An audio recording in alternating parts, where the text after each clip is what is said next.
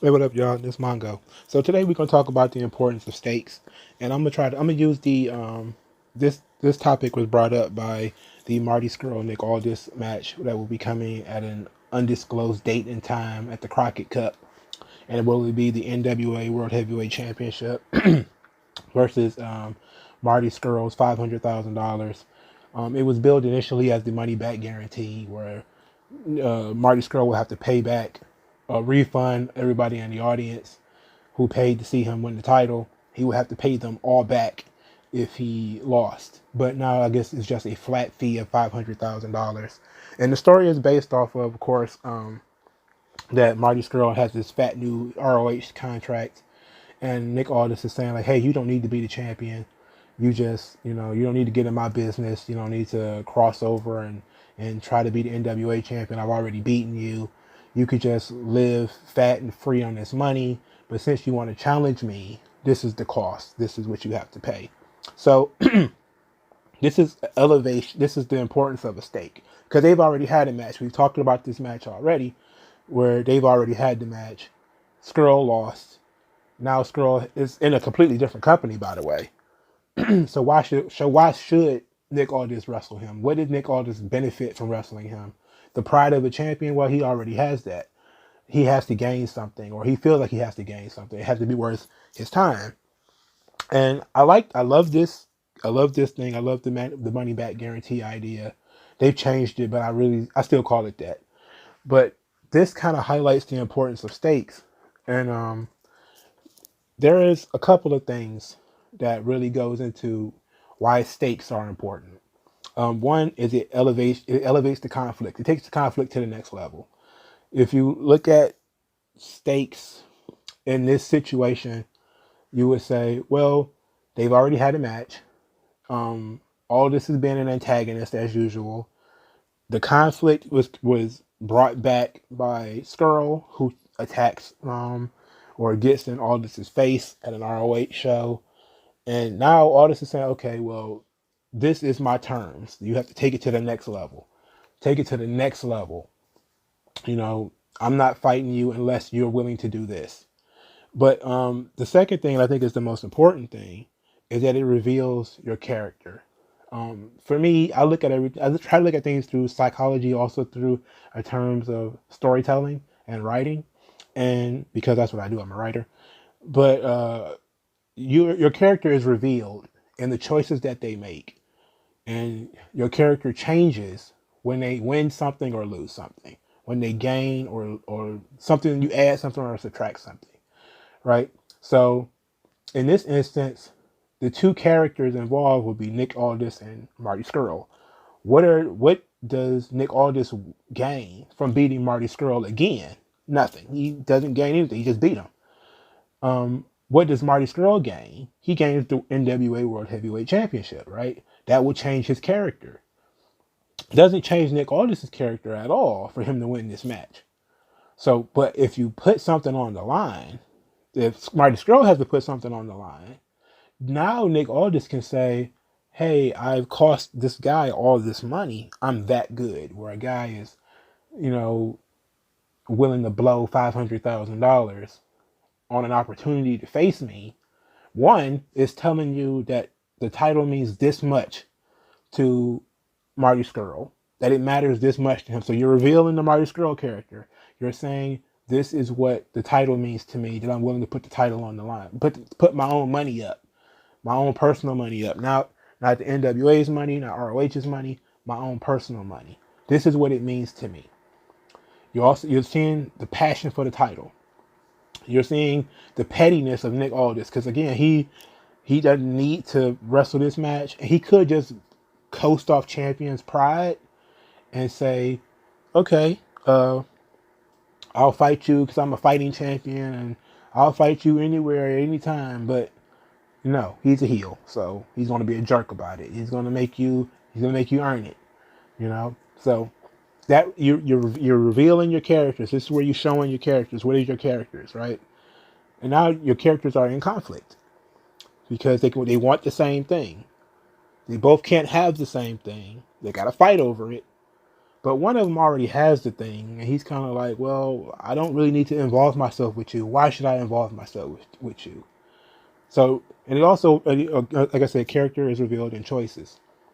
So this is why stakes are very important in a story, because it forces you to change a character in a fundamental way, or kill a character or something like that in a fundamental, necessarily, in order to end the story or take the story somewhere that it wasn't before. Um, so I think another example. I'm gonna start with my favorite example. My favorite example will be Undertaker and Shawn Michaels, right? The career versus streak, WrestleMania 26. If you start at the sort of beginning of the story, is the two were fighting at the Royal Rumble, I believe. They had the great finish to the Royal Rumble 2007, where Undertaker eliminated Shawn Michaels to win the Royal Rumble in San Antonio. At least I'm pretty sure it was in San Antonio. Then they started the next Rumble, 2008. They were the first two, and then it kind of bruised from there. And then WrestleMania 25, they have the match, the Shawn Undertaker, the light versus the dark, and Shawn gets super close to winning. He was so close to beating Undertaker and breaking the streak, and it didn't happen. And Shawn becomes obsessed with breaking the streak and being the one to do it, being the one to finally beat the Undertaker. And he said, and Undertaker was on SmackDown, and Shawn Michaels is on Raw, so they can't interact. So this makes the Royal Rumble important, because now Shawn Michaels has vowed to win the Royal Rumble so that he can jump to SmackDown to wrestle the Undertaker, who is the World Heavyweight Champion. So he's going to beat the streak and take the title at the same time. So Shawn gets near the end of the Rumble, he loses, and they have this moment of Shawn, being completely distraught that he lost in the Royal Rumble. And this is flawless storytelling by the WWE, and you can tell Shawn and Undertaker put this together themselves. But it's flawless long-term storytelling, because it really went on for 3 years, right? So Shawn is distraught that he didn't win the title. What's the next step? The next step is Shawn costs Undertaker the title. He sneaks into the Elimination Chamber, super kicks him, I think. Undertaker loses the title. So he's not the World Heavyweight Champion. And now Shawn has said, okay, now this is personal beef. Right now it's a personal thing. It was for the now always wanted to break the streak, and I wanted to break the streak and win the title, but I can't get the title. So because I can't get to WrestleMania I didn't win the Royal Rumble. So I'm gonna get you to challenge me. I'm gonna get you to meet me on neutral ground, because Raw, SmackDown, we all gonna be here for WrestleMania. You're gonna fight me at WrestleMania.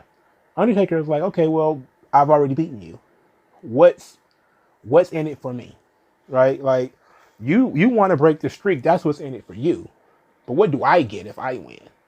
And then that's when boom, Shawn has to put his career on the line. And this is where this is where you reveal where your two characters are. This is where you see that how important breaking the streak is to Shawn Michaels. Why is breaking the streak so important? He's already a legend. Why does he care? It's just something that he really wants to do. It's the only thing he hasn't done. He's been the World Heavyweight Champion. He's been the WWE Champion. He's won all the titles. He wants to do something nobody else has ever done. And Undertaker is like, okay, I won every title, and I'm unbeaten at WrestleMania.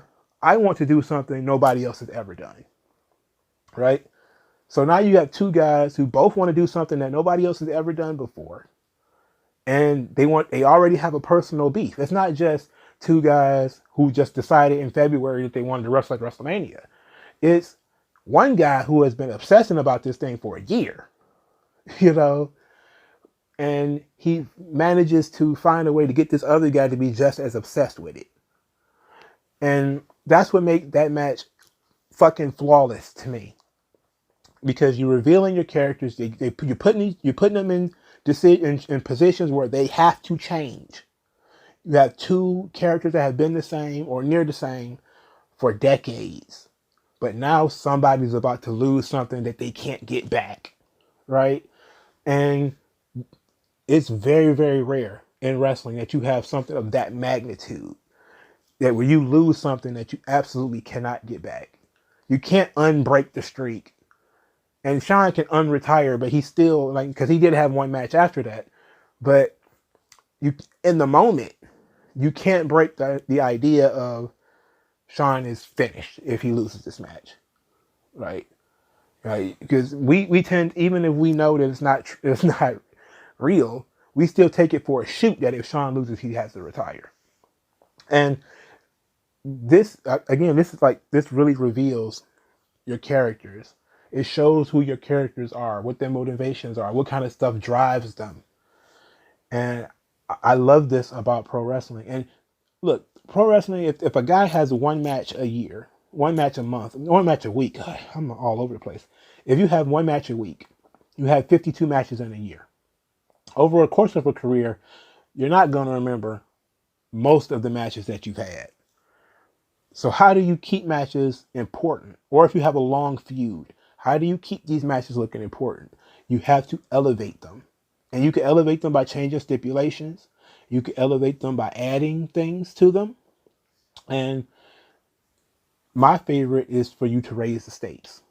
You know, and it can be silly stuff sometimes. You know, a couple of weeks ago, in there was a dog food match. The 6-man tag loser has to eat dog food. Silly as it was, the crowd ate it up. Why was the crowd so into a match that they probably did not care to see? Because there was something on the line, right? There was somebody's going to get humiliated here. We're going to see somebody have to eat dog food on TV. You know, and we can say, "Oh, it's so dumb, it's so dumb," but there's a lot of people out there for which, okay, we're finally about to see the escalation to the point of you can't take it back. You can't just brush under the rug that you got pinned 500 times. You can't wash that away. You know, we're going to see something that we can't unsee, right? And we did see something that we can't unsee. And sometimes you reveal your characters to such a degree that it's it fundamentally changes the character. You know, sometimes permanently changes the character. Case in point, Edge versus Kurt Angle, the hair versus hair match that they had. That was another long feud where Edge and Kurt Angle had been feuding, I think, since King of the Ring. What year was that? 2001? And that's when their feud began. And Edge and Kurt Angle have been in constant conflict since then. So here they have the hair versus hair match. You know, Kurt Angle is balding already, so Kurt Angle loses his hair. Fundamentally changed the Kurt Angle character. Because one, you've humiliated him. Now, he's already a heel, so he could take the humiliation. But the Kurt Angle that came from having his head shaved became more aggressive. He became more sadistic, and he never grew his hair back. Right? So he if you looked at Kurt Angle before and you looked at him afterwards, he never grew his hair back. He stayed bald. You know, so it's the one of the few gimmicks that stuck forever. You know, everybody loved the Battle of the Billionaires, right? Where Donald Trump versus Vince McMahon, and the loser had to get his head shaved, and ended up doing gangbusters as far at the box office. Why? Because you were going to see something that you can't unsee. Vince McMahon or Donald Trump were both going to get their head shaved in front of the fucking world. You can't unsee that. You know, like you can't undo it. Like Vince's hair can grow back, sure, but you always have the moment of Vince McMahon with no hair and the goddamn cream all over his head, and you just, it makes nothing else that he can do, or all the things that he's gone through, and it's still one of the things that stand out.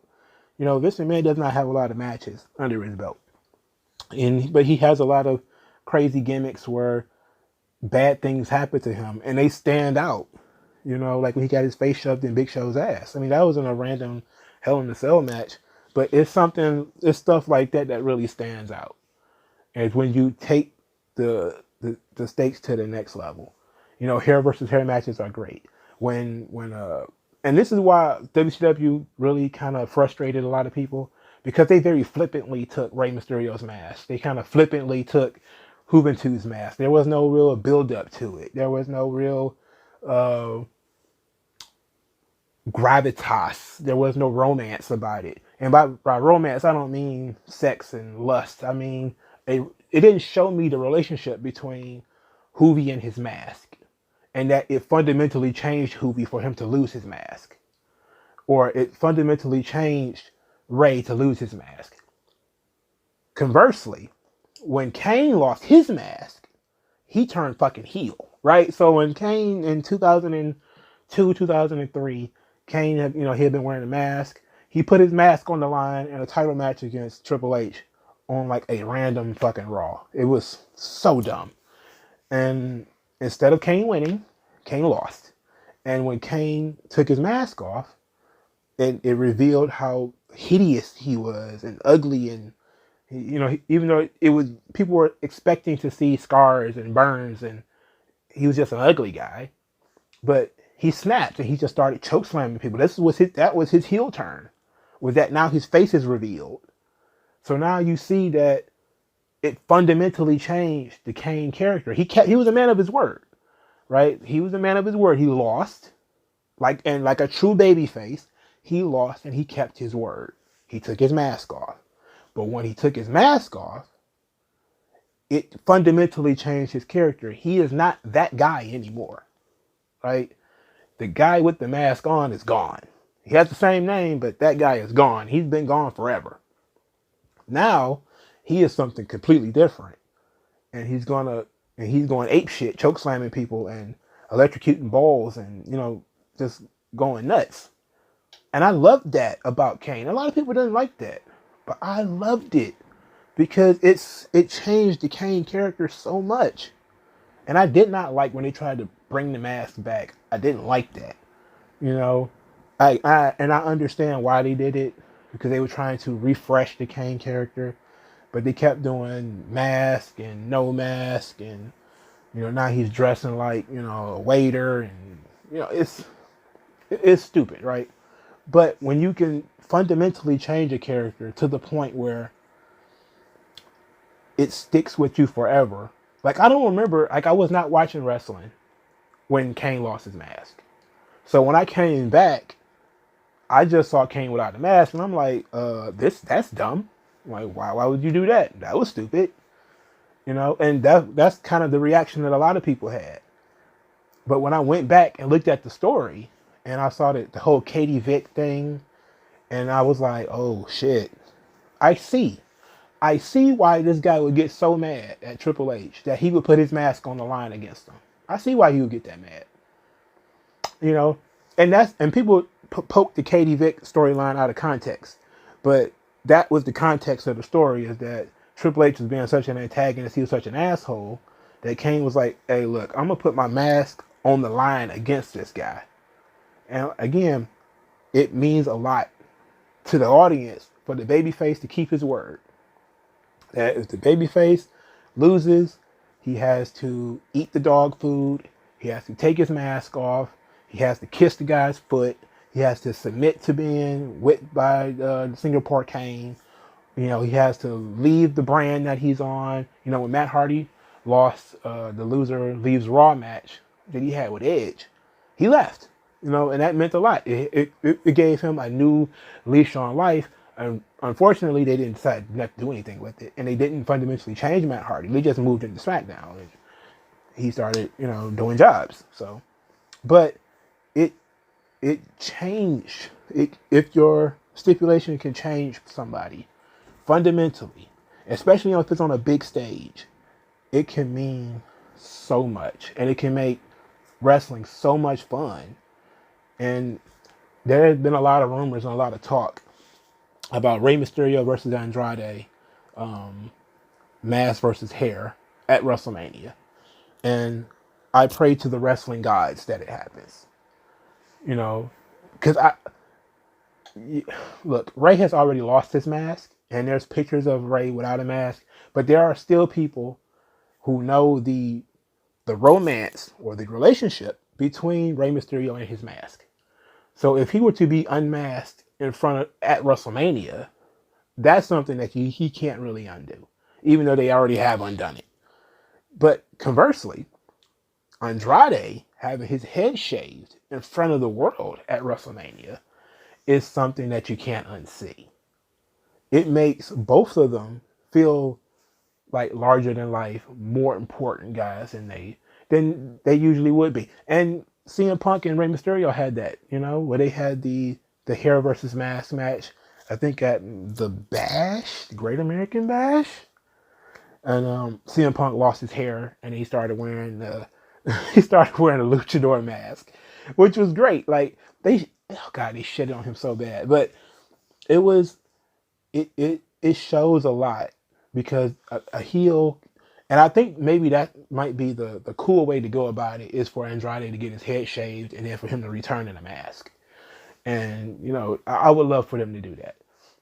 So yeah, let's end this video. So I love the importance of stakes are they reveal who your characters are, who your baby faces are, who your heels are. It shows you what their motivations are, what kind of things that they are interested in, what are they conflicting over, what do they want, and why do they want it. It forces you to fundamentally change one of the characters. Somebody has to lose. A character is changed when they lose something or when they win something. If they gain something, right? If if you ever play Mega Man, right? After you beat a boss, you gain that boss's weapon. Fundamentally changes what Mega Man is, right? He is not just pew to pew pew pew anymore. Now he's got the powers of Sound Master or whoever the fuck. I don't remember. I don't remember that much about Mega Man, but I love the game. So, but that's just my general idea: is that you win something, you fundamentally change, you grow, and it elevates your conflict because your conflict can get stale. Conflict can get stale. People are tired of watching the same guys fight, fight, fight, fight, fight. Nobody's benefiting. It's 50-50 booking. Nobody's really benefiting. Somebody needs to win something or lose something that can't be undone. So you need to have a loser leaves town. You need to have a hair versus mask or a mask versus mask or something like that in order to make the matches more interesting. And I think that stakes are very important. WrestleMania and big pay-per-views are the places for it. I think that WrestleMania is a spot where you need to have major stakes, not just, the title's on the line. Because the title is on the line pretty regularly. The title's going to be on the line everywhere. Like, the title's going to be on the line in Saudi Arabia. But Ray's mask ain't going to be on the line, right? And Ray's mask wouldn't be on the line on Raw or SmackDown. It tells you that the brand that they would be working on, the stage that they will be working on is a big stage. It's a major stage. Because it also elevates the stage. So, like, share, subscribe. I hope you guys enjoyed this. I actually put some structure into this one. So, maybe it comes back a little bit better. So, I'll see you guys later. Peace.